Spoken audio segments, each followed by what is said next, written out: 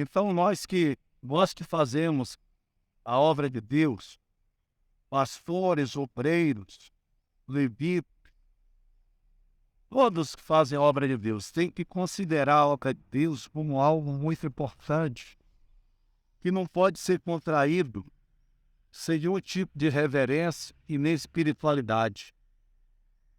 Que às vezes as pessoas estão na obra de Deus, mas fazem a obra de Deus distraídas. Senhor Jesus, quando estava juntamente com os discípulos em Atos capítulo 1, ele estava falando sobre o Espírito Santo. E João Batista batizou com o Espírito Santo, batizou com água. Mas ele disse, mas vós sereis, daqui a alguns dias, batizados com o Espírito Santo. E os discípulos estavam tão no natural, tão na carne, e os discípulos disseram, mas quando é mesmo que o Senhor vai restaurar o reino de Israel? Aí Jesus dá uma bronca nele, dizendo, não necessita vocês saber nem o tempo, nem a época. Traduzindo, você não tem nada a ver com isso, eu estou falando de algo espiritual. Você não necessita saber isso, não importa para vocês. Mas recebereis poder ao descer sobre vós o Espírito Santo, e sereis minha testemunha tanto em Jerusalém como em toda a Judeia e Samaria, e até os confins da terra. Na verdade, observe que Jesus estava falando de algo espiritual, e os discípulos estavam falando de algo natural. Eles estavam falando sobre a restauração do reino de Israel, se tratando de algo natural. Mas Jesus estava falando de algo espiritual. E às vezes as pessoas estão imbuídas na obra de Deus, mas estão vivendo natural. E o mais importante é o espiritual, porque nós temos que tratar do nosso espírito e do espírito da força. Nós temos que tratar do espírito das pessoas. Tem que haver uma mudança de caráter, uma mudança de personalidade. Tem que haver uma mudança no comportamento, porque o Evangelho ele muda o comportamento. O Evangelho é regenerador, é transformador. Podemos ver que o Zaqueu, que era um ladrão, cobrador de impostos, mas um ladrão, ele mudou o comportamento. Nós podemos ver que até a prostituta Raabe, ainda no Velho Testamento, ela casa com Salomão. Olha que coisa.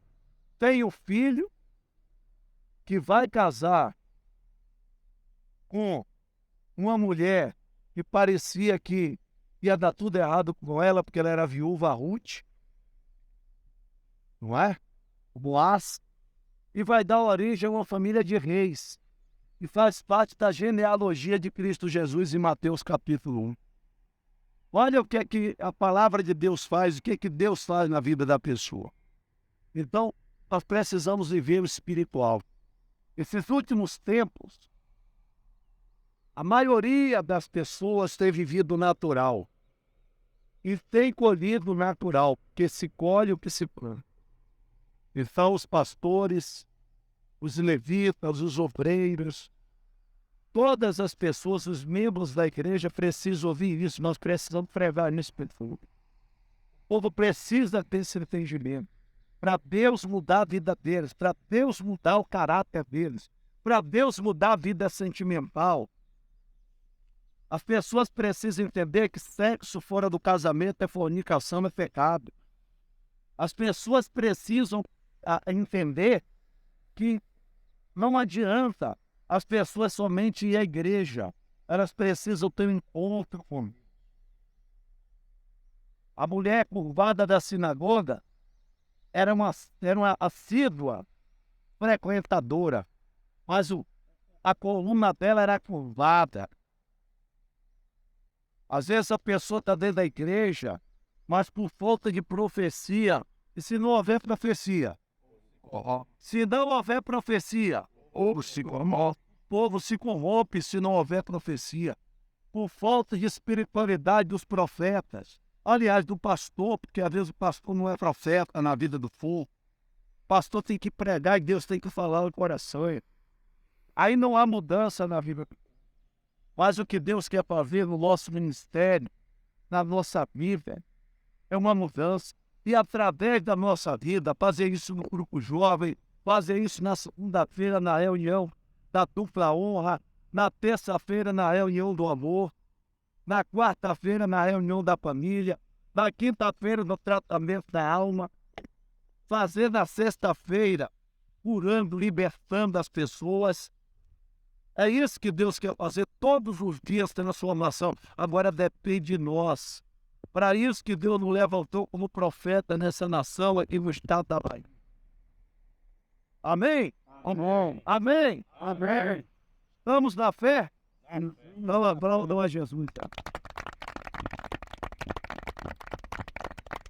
Graças a Deus.